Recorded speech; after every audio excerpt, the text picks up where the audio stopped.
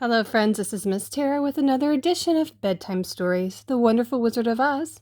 We're on Chapter 12, which is called The Search for the Wicked Witch. The soldier with the green whiskers led them through the streets of the Emerald City until they reached the room where the guardian of the gates lived. This officer unlocked their spectacles and put them back in his great box, and then he politely opened the gate for our friends. "Which road leads to the Wicked Witch of the West?" asked Dorothy. "There is no road," answered the guardian of the gates. "No one ever wishes to go that way." "How, then, are we to find her?" inquired the girl. "That'll be easy," replied the man, "for when she knows you are in the country of the Winkies, she will find you and make you all her slaves." "Perhaps not," said the Scarecrow, "for we mean to destroy her." "Oh, that is different," said the guardian of the gates. "No one has ever destroyed her before, so I naturally thought she would make slaves of you. And she has all the rest. But take care, for she is wicked and fierce and may not allow you to destroy her. Keep to the west, where the sun sets, and you cannot fail to find her."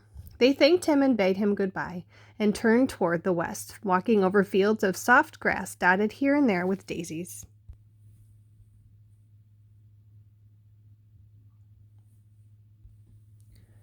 Daisies and Buttercups. Dorothy still wore the pretty silk dress she had put on in the palace, but now, to her surprise, she found it was no longer green, but pure white. The ribbon around Toto's neck had also lost its green color and was as white as Dorothy's dress. The Emerald City was soon left far behind.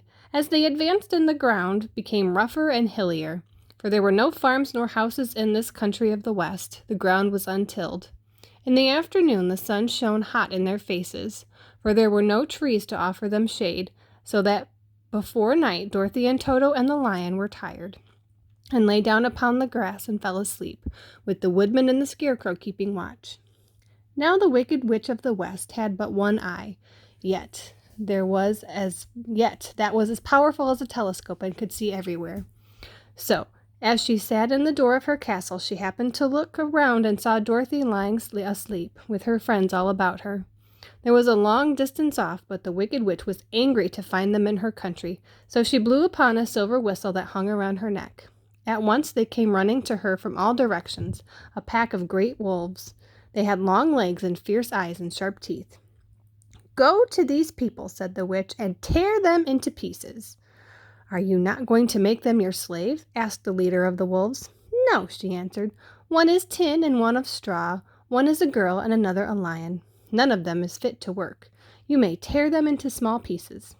"Very well," said the wolf, as he dashed away at full speed, followed by the others. It was lucky the Scarecrow and the woodman were wide awake and heard the wolves coming. "This is my fight," said the woodman. So get far behind me, and I will meet them as they come." He seized his axe, which had been made very sharp as the leader of the wolves came on the Tin Woodman, swung his arm, and chopped off the wolf's head from its body, so that it immediately died. As soon as he could raise his axe, another wolf came up, and he also fell upon the sharp edge of the Tin Woodman's weapon. There were 40 wolves, and 40 times a wolf was killed, so that at last they all lay dead in a heap before the woodman. Then he put down his axe and sat beside the Scarecrow, who said, "It was a good fight, friend." They waited until Dorothy awoke the next morning. The little girl was quite frightened when she saw a great pile of shaggy wolves, but the Tin Woodman told her all. She thanked him for saving them and sat down to breakfast, when they started again upon their journey. Now the same morning the Wicked Witch came to the door of her castle and looked out with her one eye that could see afar off. She saw all her wolves lying dead and the stranger still traveling through her country. This made her angrier than before, and she blew her silver whistle twice. Straightway, a great flock of wild crows came flying toward her, enough to darken the sky, and the Wicked Witch said to the King Crow, "Fly at once to these strangers, peck out their eyes, and tear them to pieces." The wild crows flew in one great flock toward Dorothy and her companions. When the little girl saw them coming, she was afraid, but the Scarecrow said, "This is my battle, so lie down beside me and you will not be harmed." So they all lay upon the ground except the Scarecrow. He stood up and stretched out his arms, and when the crows saw him they were frightened, as the birds always are by scarecrows. They did not come to any nearer, but the King Crow said, "It's only a stuffed man. I will peck his eyes out." The king crow flew across the scarecrow, who caught him by the head and twisted its neck off until it died. Then another crow flew at him, and the scarecrow twisted its neck off too.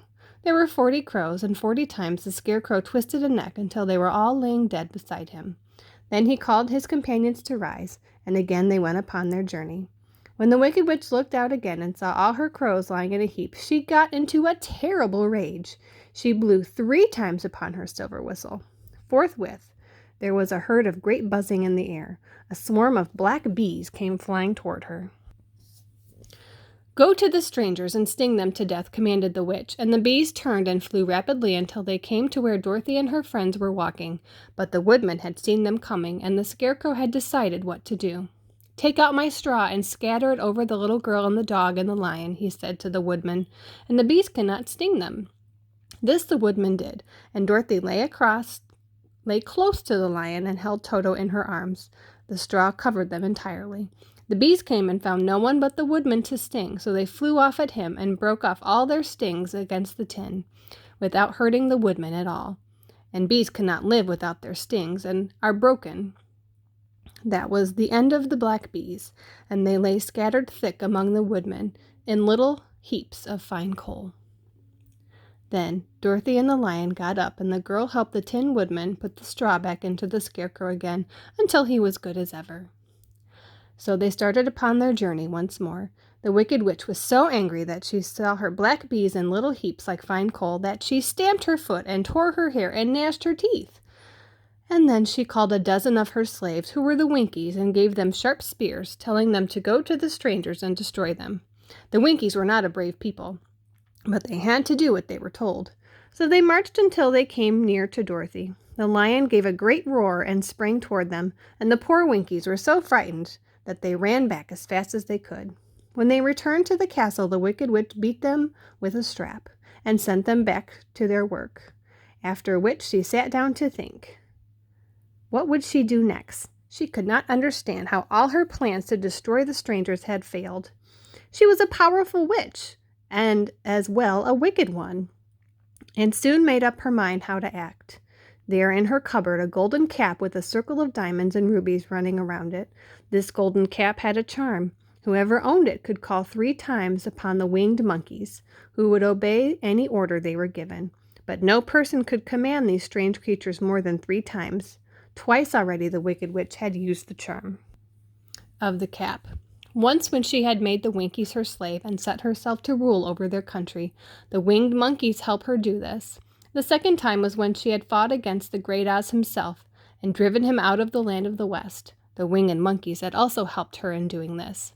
Only once more could she use this golden cap, for which reason she did not like to do so until all her powers were exhausted. But now that her fierce wolves and her wild crows and her stinging bees and her slaves had been scared away by the cowardly lion, she saw there was only one way left to destroy Dorothy and her friends. So the Wicked Witch took off the golden cap from her cupboard and placed it upon her head. Then she stood upon her left foot and said slowly, "Epee, epee, peep, pee, kak-kaki." Then she stood upon her right foot and said, "Hello, holo, hello." And then she stood upon both her feet and cried in a loud voice, "Zizzy, zizzy, zick." Now the charm began to work. The sky darkened and a low rumbling sound was heard. There was a rushing of many wings, a great chattering and laughing, and the sun came out of the dark sky to show the Wicked Witch surrounded by a crowd of monkeys, each with a pair of immense and powerful wings on its shoulder. One, much bigger than the others, seemed to be their leader. He flew close to the Wicked Witch and said, "You have called upon us for the 3rd and last time. What do you command?" "Go to the strangers who are within my land and destroy them all except the lion," said the Wicked Witch. "Bring the beast to me, for I have a mind to harness him like a horse and make him work." "Your command shall be obeyed," said the leader. And then, with a great deal of chattering and noise, the winged monkeys flew away to the place where Dorothy and her friends were walking. Some of the monkeys seized the Tin Woodman and carried him through the air until they were over a country of thickly covered with sharp rocks. Here they dropped the poor woodman, who fell a great distance to the rocks, where he lay so battered and dented that he could neither move nor groan. Others of the monkeys caught the Scarecrow with their long fingers and pulled all the straw out of his clothes and head. They made his hat and boots and clothes into a small bundle and threw them into the top branches of a tall tree. The remaining monkey threw the pieces of stout rope around the lion and wound many coils around his body, head, and legs until he was unable to bite or scratch or struggle in any way. Then they lifted him up and flew away with him to the witch's castle, where he was placed in a small yard with a high iron fence around it so he could not escape. But Dorothy did not harm at all. She stood with Toto in her arms, watching the sad fate of her comrades and thinking it would be soon her turn. The leader of the winged monkeys flew up to her, his long hairy arms stretched out, and his ugly face grinning terribly. But he saw the mark of the good witch's kiss upon her forehead and stopped short, motioning the others to not touch her. "We dare not harm this little girl," he said to them, "for she is protected by the power of good, and that is greater than the power of evil. All we can do is carry her to the castle of the wicked witch and leave her there." So carefully and gently they lifted Dorothy into their arms and carried her swiftly through the air until they came to the castle, where they set her down upon the front step. Then the leader said to the witch, "We have obeyed you as far as we were able. The Tin Woodman and the Scarecrow are destroyed. The lion is tied up in your yard. The little girl we dare not harm, nor the dog she carries in her arms. Your power over our band is now ended. You will never see us again." Then all the winged monkeys, with much laughing and chattering and noise, flew into the air and were soon out of sight. The wicked witch was both surprised and worried when she saw the mark on Dorothy's forehead, for she knew well that neither the winged monkeys nor she herself dare hurt the little girl in any way. She looked down at Dorothy's feet. Seeing the silver shoes, she began to tremble with fear, for she knew what a powerful charm belonged to them. At first the witch was tempted to run away from Dorothy, but she happened to look into the child's eyes and saw how simple the soul behind them was, and that the little girl did not know of the wonderful power the silver shoes gave her. So the wicked witch laughed to herself and thought, "I can still make her my slave, for she does not know how to use her power." Then she said to Dorothy harshly and severely, "Come with me to see that you mind everything I tell you, for if you do not, I will make an end of you, as I did the Tin Woodman and the Scarecrow." Dorothy followed her through the many beautiful rooms in her castle until they came to a kitchen, where the witch bade her clean up the pots and kettles and sweep the floor and keep the fire fed with wood.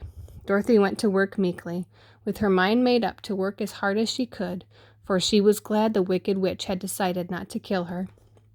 With Dorothy hard at work, the witch thought she would go into the courtyard and harness the cowardly lion like a horse. It would amuse her, so she was sure to make him draw her chariot wherever she wished to go and to drive. But as she opened up the gate, the lion gave a loud roar and bounded at her so fiercely that the witch was afraid, and she ran out and shut the gate again. "If I cannot harness you," said the witch to the lion, speaking through the bars of the gate, "I can starve you. You shall have nothing to eat until you do as I wish." So after she took no food to the imprisoned lion. Every day she came to the gate at noon and asked, "Are you ready to be harnessed like a horse?" And the lion would not answer, "No. If you come in this yard, I will bite you." The reason the lion did not have to do what the witch wished was that every night while the woman was asleep, Dorothy carried him some food from the cupboard. After he had eaten it, he would lie down on his bed of straw, and Dorothy would lie down beside him and put her head on his soft, shaggy mane, while they talked of their troubles and tried some way of escape. But they could find no way to get out of the castle, for it was constantly guarded by the yellow Winkies, who were the slaves of the wicked witch and too afraid of her not to do as she told them. The girl had to work hard during the day, and often the witch threatened to beat her with some old umbrella that she always carried in her hand.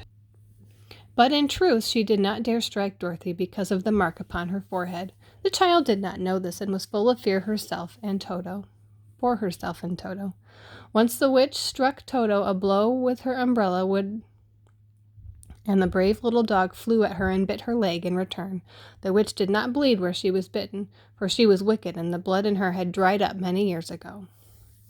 Dorothy's life became very sad as she grew to understand that it would be harder than ever to get back to Kansas and Aunt Em again. Sometimes she would cry bitterly for hours with Toto sitting at her feet, and looking into her face, whining dismally to show how sorry he was for his little mistress. Toto did not really care whether he was in Kansas or the Land of Oz so long as Dorothy was with him, but he knew the little girl was unhappy, and that made him unhappy too. Now that the Wicked Witch had a great longing to have her own silver shoes, which the girl always wore. Her bees and her crows and her wools were lying in heaps and drying up, and she had used up all the power of the golden cap.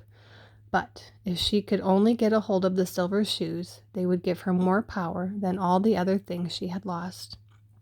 She watched Dorothy carefully to see if she ever took off her shoes, thinking she might steal them. But the child was so proud of her pretty shoes that she never took them off, except at night when she took her bath. The witch was too much afraid of the dark to dare to go into Dorothy's room at night to take the shoes, and her dread of water was greater than her fear of the dark, so she never came near when Dorothy was bathing.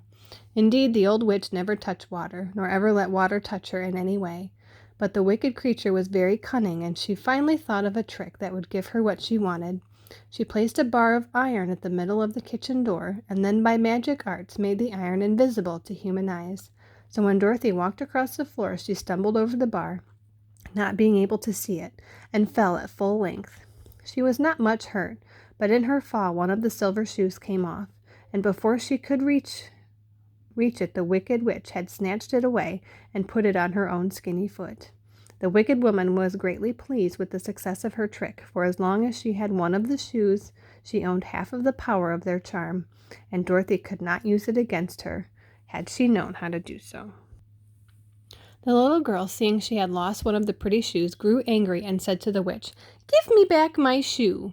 "I will not," retorted the witch, "for now it is my shoe and not yours." "You are a wicked creature," cried Dorothy. "You have no right to take my shoe from me."